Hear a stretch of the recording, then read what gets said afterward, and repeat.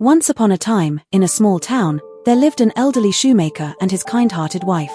The shoemaker was skilled in his craft, but despite his hard work, he had grown old and tired, and customers had become scarce. His savings had dwindled, and he could barely afford enough leather to make one last pair of shoes. One evening, the shoemaker carefully cut the leather for the shoes and left it on his workbench, planning to sew them in the morning. He sighed, feeling uncertain about his future, but his wife reassured him, saying, "Have faith, dear. Things will get better." That night, as the couple slept, something magical was about to happen in their little workshop. As the sun rose, the shoemaker entered his workshop and gasped in shock. The leather he had left unsewn was now transformed into a magnificent pair of shoes. The craftsmanship was flawless, finer than anything he had ever made. His wife joined him and marveled at the shoes. Who could have done this, she wondered. That very morning, a wealthy customer entered the shop and was so impressed with the shoes that he bought them at a high price. With the money, the shoemaker purchased more leather, hoping to make another pair. That night, he left the leather out again, curious to see if the mysterious helpers would return.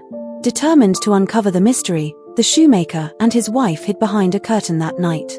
As the clock struck midnight, two tiny elves appeared, dressed in ragged clothes. They worked swiftly, stitching and hammering with incredible speed, turning the leather into another exquisite pair of shoes. The shoemaker and his wife were filled with gratitude. "These little elves have been helping us out of pure kindness," the wife whispered. "But look at their clothes, they are so tattered." The couple decided to do something special for their secret helpers. The next night, instead of leather, the shoemaker and his wife left the tiny clothes and shoes on the workbench. When the elves arrived, they were surprised. They eagerly tried on the new outfits and danced with joy. Clapping their hands, one elf exclaimed, "We are free now. We no longer need to work in secret."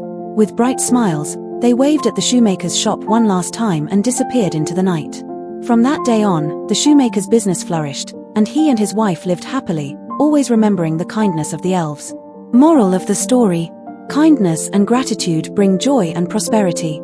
The shoemaker and his wife received help when they needed it most, and in return, they showed appreciation to the elves.